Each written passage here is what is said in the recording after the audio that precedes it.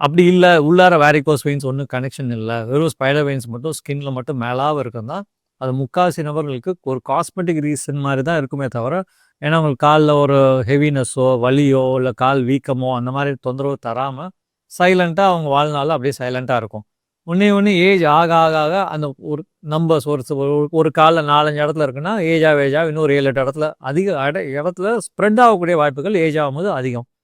So இதுதான் வந்து 2 விதமான பிரச்சனைகள். ஸ்பைடர் வெயின்ஸ் மட்டும் ஐசோலேட்டடா தனியா இருக்கிற பிரச்சனைகள். ஒரு சிலர் spider veins plus varicose veins வந்து சேர்ந்து இருக்கலாம். கால்ல தெரியிற மாரியே இருக்கலாம்.